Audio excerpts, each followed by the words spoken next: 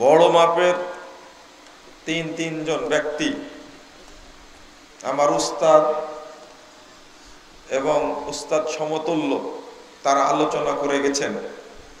আমরা আজকে সিরিয়ালে পড়ে গেছি নিচের দিকে, যা আসলে আপনাদেরও একটা বিরক্তির কারণ মনে হয়। না বললেও এটা অন্তর থেকে বলা খুব মুশকিল। কালেমা অন্তর থেকে পড়তে বলা হয়েছে, মুখ দিয়ে না।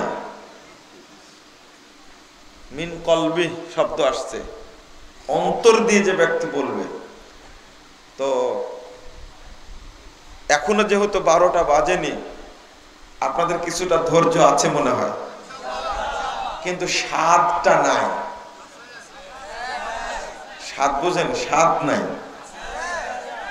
শেখ আব্দুর রাজ্জাক বিন ইউসুফ উস্তাদজি এত বড় আলেম মানুষ, তিনি বক্তব্য দিয়ে চলে গেছেন। আর কিছুক্ষণ আগে যিনি দিলেন, মানে কোন সাইডের জ্ঞান নাই এটা আমার বুঝে আসে না, এটা আপনারাও বুঝেন মনে হয়। আলহামদুলিল্লাহ, যেভাবে তিনি বক্তব্য দিয়ে গেলেন, আমি যে কি দিব আমার ভয়ে অন্তরটা একবারে কাঁপছে। আলহামদুলিল্লাহ, বর্তমান প্রেক্ষাপটের আলোকে আমি আমার আজকের এই বক্তব্যের বিষয়টা বেছে নিয়েছি। আমাকে যদি কিছু টাইম দেন আপনারা, আমি বক্তব্যটা গুছিয়ে উপস্থাপন করার চেষ্টা করব ইনশাআল্লাহ। জাহেলিয়াতের ঘনঘটা অন্ধকারে পড়ে জাহেলিয়াতের অমানিসা সমাজকে অক্টোপাসের মতো শক্ত করে ধরেছে। এই জাহেলিয়াতকে দমন করতে গিয়ে, আগে বলেছি শিরিক এবং বিদআতের বিরুদ্ধে কথা বলতে গিয়ে, শিরিক বিদআতের মূলোৎপাটন করার জন্য আলোচনা করতে গিয়ে বিভিন্ন সময়ে বিভিন্ন পর্যায়ে নানা সমস্যার সম্মুখীন আহলে হাদিস উলামায়ে কেরাম হয়েছেন, আজও হচ্ছেন, ভবিষ্যতেও হতে থাকবে, এতে কোনো সন্দেহ নাই। কিন্তু শিরিক বেদাতের বিরুদ্ধে, জাহেলিয়াতের বিরুদ্ধে কথা বলা কি বন্ধ হবে? না, প্রশ্নই আসে না, হতেই পারে না। জাহেলিয়াত মুসলিমদের জন্য, ইসলামী সমাজের জন্য সবচেয়ে বড় ক্ষতিকর এবং ধ্বংসাত্মক বিষয়টা। এই জাহেলিয়াতের সাথে অন্য কেউ আপোষ করলেও আহলে হাদিসরা, সালাফিরা রাসূলের যুগ থেকে নিয়ে এখন পর্যন্ত আপোষ করেনি, মরা পর্যন্ত, কিয়ামত পর্যন্ত আপোষ করবে না ইনশাআল্লাহ। এটা আমাদের পরিষ্কার ঘোষণা। তুমি যাই বলো না কেন, জাহেলিয়াতের সামনে আপোষ করতে রাজি নয়। আল্লাহ রাব্বুল আলামিন বলছেন সূরা মায়েদা 50 নম্বর আয়াত, আফা হুকমাল জাহিলিয়াতি ইয়াবগুন,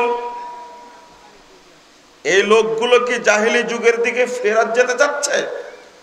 ওমান আহসানু মিনাল্লাহ হুকমান লিকওমি ইউকিনুন, যারা ঈমানদার, যারা ঈমান এনেছে তাদের কাছে, যারা ঈমান এনেছে, যারা ঈমানদার, আল্লাহকে বিশ্বাস করেছে, তাদের কাছে আল্লাহর বিধানের চেয়ে উত্তম বিধান আর কিছু হতে পারে?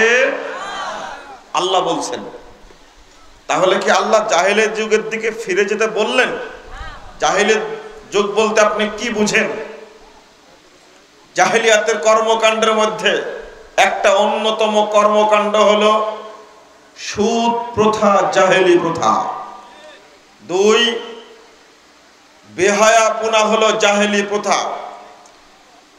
মহিলাদের উলঙ্গ হয়ে চলা, বেপর্দা হয়ে চলা, নগ্ন হয়ে চলা, এটা হলো জাহেলি প্রথা।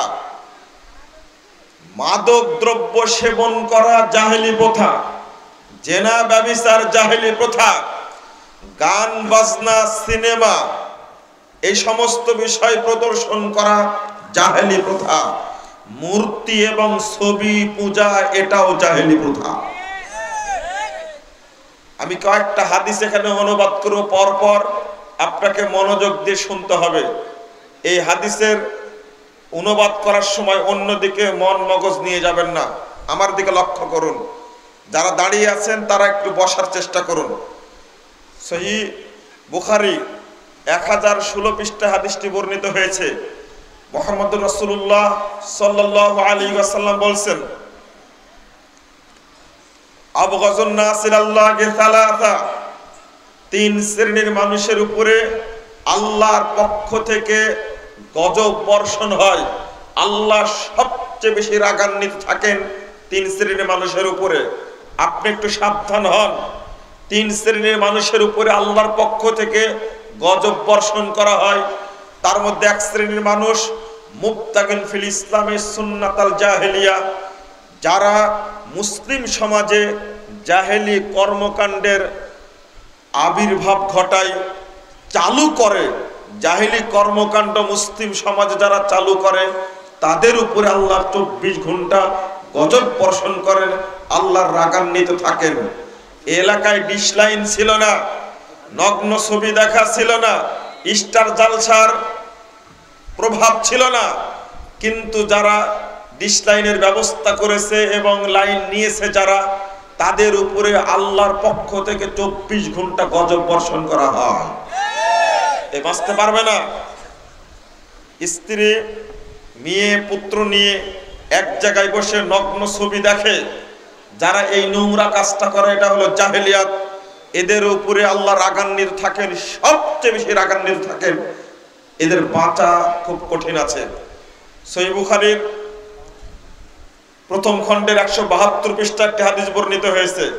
মুহাম্মদ সাল্লাল্লাহু আলাইহি ওয়াসাল্লাম বলছেন, মান দাআ বিদাওয়াল জাহেলিয়া ফালাইসা মিন্না, যে ব্যক্তি মানুষকে জাহেলিয়াতের দিকে আহ্বান জানায়, জাহেলিয়াতের দিকে ডাকে, সমাজে যারা জাহেলিয়াতের বিস্তার করে, ফালাইসা মিন্না, এই ব্যক্তি আমার উম্মতের অন্তর্ভুক্ত নয়, এ আমার উম্মত না। আল্লাহর নবী সাল্লাল্লাহু আলাইহি ওয়াসাল্লাম এদেরকে উম্মত থেকে খারিজ করে দিয়েছেন। জাহেলিয়াত তো নোংরা এবং খারাপ জিনিস, যেটা কল্পনার বাহিরে। জাহেলিয়াত আপনাকে এত ক্ষতি করতে পারে। এলাকায় কোনো দোকানে কোনো মদ, গাঁজা, সোয়ানি, ফেন্সিডিল, ইয়াবা, বিড়ি, সিগারেট, তামাক, জর্দা, গুল, আলাপাতা ছিল না। যারা এই ব্যবসা শুরু করেছে এবং যারা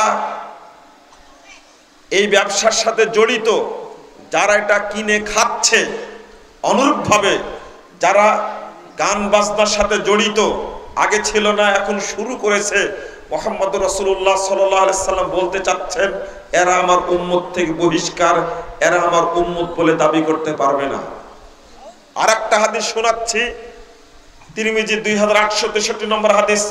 মুহাম্মদুর রাসূলুল্লাহ সাল্লাল্লাহু আলাইহি ওয়াসাল্লাম বলছেন, মান দাআ বিদাওয়াল জাহেলিয়া ফাহুয়া মিন জুসা জাহান্নাম, যে ব্যক্তি মানুষকে জাহেলিয়াতের দিকে ডাকবে, যে ব্যক্তি মানুষকে জাহেলিয়াতের দিকে আহ্বান করবে, সমাজে জাহেলি কর্মকাণ্ড চালু করবে। ছবি মূর্তির কোনো প্রচলন ছিল না। যারা এর প্রচলন করেছে, বাড়িতে সাপের মূর্তি, নেতা নেত্রীর ছবি এবং নানা ধরনের হাতির মূর্তি, ঘোড়ার মূর্তি শোকেসের মধ্যে ঢোকায় রাখছে। এদের তো ইবাদত কবুল হয় না। আল্লাহর নবী মুহাম্মদ রাসূলুল্লাহ সাল্লাল্লাহু আলাইহি ওয়াসাল্লাম বলছেন, যে কোনো জাহেলিয়াতের সাথে যে অন্তর্ভুক্ত থাকবে, জাহেলিয়াতকে বিস্তার করবে, সমাজে চালু করবে, ফাহুয়া মিন জুসা জাহান্নাম, এই ব্যক্তি জাহান্নামীদের দলভুক্ত হবে। জুসা আরেকটা শব্দের অর্থ হলো খড়ি। যারা মহিলারা জ্বালিয়ে রান্না করে, জাহান্নামের খড়ি তৈরি করা হবে এই সমস্ত ব্যক্তিদের। এরপর আল্লাহ নবী বলেছেন, ওয়াইন সামা, যদি ওই ব্যক্তি সিয়াম পালন করে, ওয়াসাল্লা, যদি ও সালাত আদায় করে, ওয়াজামা আন্নাহু মুসলিম, যদি ওই ব্যক্তি নিজেকে মুসলিম বলে দাবি করে, তবুও জাহান্নামে যাবে। কথা মনে হয় বুঝলেন না। আল্লাহ রাসূল সাল্লাল্লাহু আলাইহি ওয়াসাল্লাম বলতে চাইলেন, জাহেলিয়াত এত নোংরা, এত খারাপ জিনিস, ও সালাতকে আটকিয়ে দেয়, ও সিয়ামকে আটকিয়ে দেয়। মুসলিম বলে দাবি করলে কোনো লাভ হয় না। জাহেলি যে কোনো কাজের সাথে সম্পৃক্ত থাকলে, সংশ্লিষ্ট থাকলে ওই ব্যক্তি জাহান্নামে যাবে। যদিও সালাত আদায় করে, যদিও সিয়াম পালন করে, নিজেকে পাক্কা মুসলিম বলে দাবি করে, তবুও কোথায় যাবে? জাহান্নামে যাবে। মুহাম্মদ রাসূলুল্লাহ সাল্লাল্লাহু আলাইহি ওয়াসাল্লাম এই কথা বললেন। সালাতের দাম কত, সালাতের মর্যাদা কত, আল্লাহ নবী সাল্লাল্লাহু আলাইহি ওয়াসাল্লাম একটি হাদিসে বলছেন, আবু দাউদের 430 নম্বর হাদিস। আশ্চর্য হতে হয়, সালাত এত পাওয়ারফুল ইবাদত, সালাত এত পাওয়ারফুল ইবাদত। আল্লাহ নবী সাল্লাল্লাহু আলাইহি ওয়াসাল্লাম বলছেন, ক্বাল আল্লাহু তাআলা, আল্লাহ তাআলা আমাকে বলছেন, আল্লাহ তাআলা আমাকে বলছেন, সাহাবীরা শুনে রাখো, ইন্নী ফারাজতু আলা উম্মতি খামসা সালাওয়াত, মুহাম্মদ শোনো, আমি তোমার উম্মতের উপরে 5 ওয়াক্ত সালাতকে ফরজ করেছি। মুহাম্মদ শোনো, আমি তোমার উম্মতের উপরে 5 ওয়াক্ত সালাতকে ফরজ করেছি। ওয়াহিদতু ইনজাহাদান, আমি একটা ওয়াদা করে রেখেছি, আমি অঙ্গীকার করে রেখেছি, মান যা আন্নাহু মান যা ইউহাফিজ আলাইহিন্না লিওয়াক্তিহিন্না আদখালতুহুল জান্নাহ, যে ব্যক্তি 5 ওয়াক্ত সালাত ওয়াক্ত মোতাবেক আদায় করে আমার কাছে আসবে, যে ব্যক্তি 5 ওয়াক্ত সালাত আউয়াল ওয়াক্তে আদায় করে আমি আর কাছে হাজির হবে, আমি আল্লাহর কাছে উপস্থিত হবে, যে ব্যক্তি আমি তার জন্য ওয়াদা করেছি, আদখালতুহুল জান্নাহ, আমি তাকে জান্নাত দান করব। সালাত এমন একটা ইবাদত, সিয়াম পালন করলে মানুষ জান্নাতে যাবে, আল্লাহ ওয়াদা করেননি। যাকাত দিলে মানুষ জান্নাতে যাবে, আল্লাহ ওয়াদা করেননি। হজ করলে মানুষ জান্নাতে যাবে, আল্লাহ ওয়াদা করেননি জান্নাত দেব। কিন্তু সালাত এমন একটা ইবাদত, কোন ব্যক্তি যদি 5 ওয়াক্ত সালাত আউয়াল ওয়াক্তে আদায় করে, আল্লাহ ওয়াদা করেছেন, হাদিসে করছে, তাকে আল্লাহ জান্নাত দান করবেনই। অথচ এই 5 ওয়াক্ত সালাত ওই ব্যক্তি আদায় করে, বৃদ্ধ মানুষ কবরে এক পা গেছে আর এক পা বাহিরে আছে, অবস্থাটা এইরকম হয়ে গেছে। ওই জহর সালাত পড়ে গিয়ে, আসর সালাত পড়ে গিয়ে, আজকেই হয়তোবা আসর সালাত পড়ে গিয়ে বাড়িতে গিয়ে বলছে, বৌমা একটু টিভিটা চালু করো তো, দেখে কি নাটক আছে। এই বৃদ্ধের অবস্থা কি হবে? কিরণ মানান অনুষ্ঠান দেখে, 5 ওয়াক্ত সালাত ঠিকই পড়ে, এ জাহেলিয়াতের সাথে জড়িত, এর সালাত কাল কিয়ামতের মাঠে কোনো উপকার করতে পারবে না, অসম্ভব। জাহেলিয়াত তো নোংরা জিনিস, খারাপ জিনিস। আপনি সিয়ামের কথা বলবেন, সিয়াম এত পাওয়ারফুল, সিয়ামের পাওয়ারই আলাদা।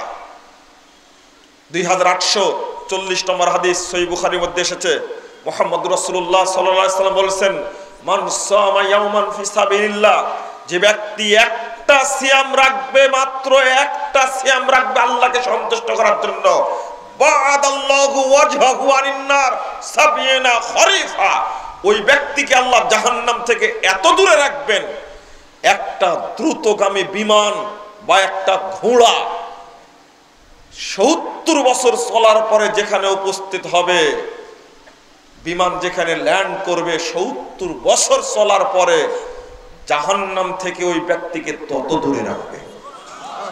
আল্লাহ কোন মানুষকে জাহান্নামে দিতে চান না, দিতে চান না। সিয়াম পালনকারীকে আল্লাহ জাহান্নামে দিতে চান না, সিয়াম পালনকারীকে আল্লাহ জাহান্নামে দিতে